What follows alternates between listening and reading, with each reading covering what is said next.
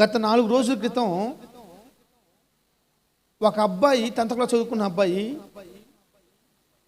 Phone అడిగాడు. Mummy phone చూసుకుంటానని చెప్పేసి అని 10,000 రూపాయల ఫోను. కాసేపు ఫోన్ చూసుకుంటాను నీ మమ్మీ అని చెప్పేసి అన్నాడు. అంటే వాళ్ళ మమ్మీ ఏం చెప్పిందంటే, నానా నాకే చూడండి అందరూ,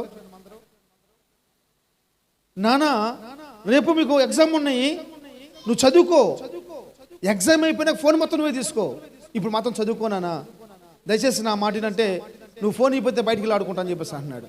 ఫోన్ ఇయ్యి, లేకపోతే నా ఫేస్తో పోయి తిరిగి వస్తాను, ఎగ్జామ్ పోనీరా బాబు నువ్వు చదువుకో అని మాట్లాడుతుంటే అమ్మ మాట లెక్క చేయకుండా వీడు మూర్ఖుడు అని చెప్పేసి వాళ్ళ అమ్మ చేసిందంటే, సరే నేను బయటికి వెళ్తున్నా, నేను ఫోన్ ఇయ్యను, నేను బయట పంపాను, కూర్చో, నీకు ఎగ్జామ్ అయిపోయినాక నేను నీకు ఫోన్ ఇస్తాను చెప్పేసి అని వాళ్ళమ్మ ఆ ఇంటికి తాళం వేసేసేసి బయటికి పోయి మార్కెట్కి వెళ్ళిపోయి కూరగాయలు తెచ్చుకునే లోపు, ఎప్పుడమ్మా కూరగాయలు తెచ్చుకునే సమయంలో ఒక అరగంటో లేకపోతే గంటో ఇంట్లో ఉన్న 10 లక్షల రూపాయల వస్తువులు పగలగొట్టేశాడు. సోఫాలు సింపేశాడు, లెట్ని కూర్చునే కబోర్డులు కూడా పగలగొట్టేశాడు, అద్దాలు పగలగొట్టేశాడు, గిన్నెలు పగలగొట్టేశాడు, ఫ్రిడ్జ్ పగలగొట్టేశాడు, టీవీ పగలగొట్టేశాడు, ల్యాప్టాప్లు పగలగొట్టేశాడు, మొత్తం ధ్వంసం చేసి పడేశాడు.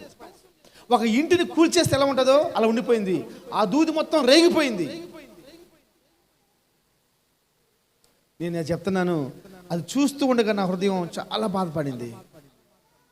తల్లిదండ్రులు బిడ్డలు బాగుండాలని ఎంత కష్టపడి సంపాదించున్నారో, నా కొడుక్కి మంచి సోఫా కావాలని, నా కొడుక్కి మంచి ఏసీ కావాలని, నా కొడుక్కి మంచి బెడ్ కావాలని, నా కొడుక్కి ఇది ఉంటే బాగుంటుందని వాటిని జాగ్రత్తగా చూసుకోవాల్సిన బిడ్డలు ఆఫ్టర్ ఆల్ 10,000 రూపాయల ఫోన్ కూడా 10 లక్షల రూపాయల సామాను పాడు చేసాడండి.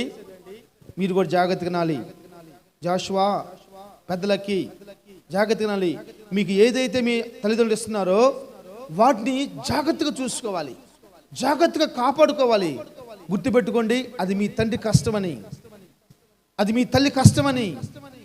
ఎన్ని రాత్రులు మీ నాన్న నిద్ర మానుకున్నాడో, ఎన్ని రాత్రులు కుటుంబానికి దూరంగా ఉన్నారు తల్లిదండ్రులు. ఎంతో కష్టపడి వాళ్ళు రూపాయి పోగు చేసి నీకు ఇస్తే దాన్ని ఎంత అనవసరంగా పాడు చేస్తున్నావు, దాన్ని ఇలువ తెలియకుండా పాడు చేస్తున్నావు. ఎన్ని రోజులు ఉపవాసం ఉన్నాడో, ఎన్ని రోజులు పస్తులు ఉన్నాడో, పండగ బట్టలు కొనుక్కోకుండా బిడ్డలకు బట్టల గురించి తల్లిదండ్రులు ఎంతమంది లేరండి?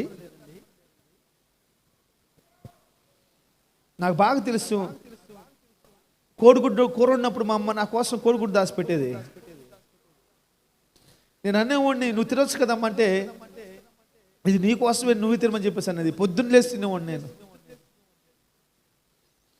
తల్లిదండ్రులు విలువ తెలియట్లే బిడ్డలకి, తల్లిదండ్రులు విలువ తెలియట్లేదండి.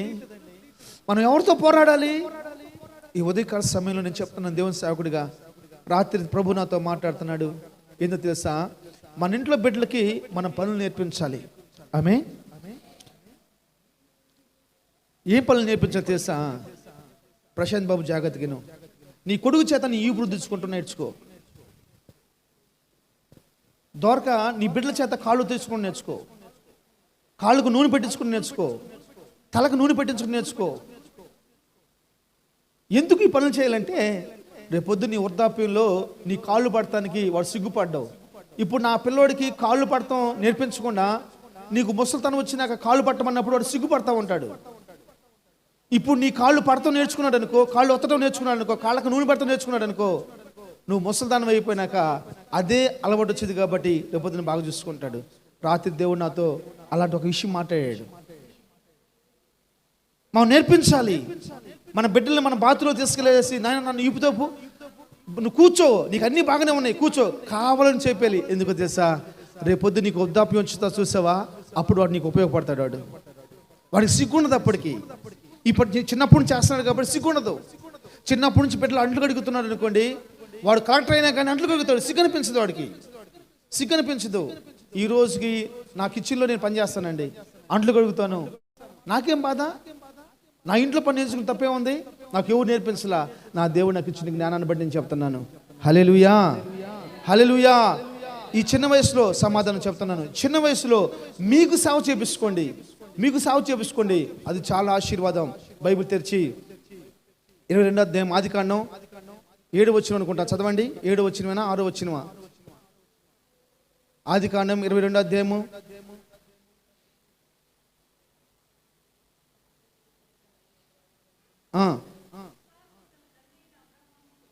6వ వచనం 5వ వచనం. తన పనివారితో మీరు గాడిదతో ఇక్కడే ఉండండి, నేనును ఈ చిన్నవాడును అక్కడికి వెళ్ళి దేవునికి మొక్కి మరలా మీ యొద్దకు వచ్చేదామని చెప్పి దహన బలికి కట్టెలు తీసుకొని తన కుమారుడు ఇస్సాకు మీద పెట్టి, చాలు ఏం పెట్టాడటమా, వాళ్ళ ఇంట్లో పుట్టి పెరిగిన వాళ్ళు 318 మంది పనులు ఉన్నారు.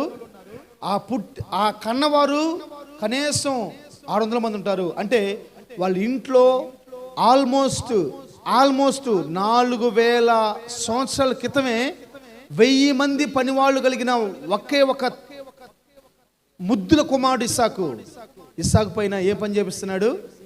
కట్లు మోపిస్తున్నాడు. ఒకే ఒకడు. అమ్మ నా కొడుకు అరిగిపోతాడు, అమ్మ ఎక్కడ చేస్తాడు, ఇప్పుడు ఎక్కడ చేస్తాడు నువ్వు ప్రేమతో అంటావో, రేపొద్దున వాడు నీ మాట అంతే. ఇప్పుడు నీకు వచ్చింది ప్రేమ పుట్టుకొచ్చింది అంతే.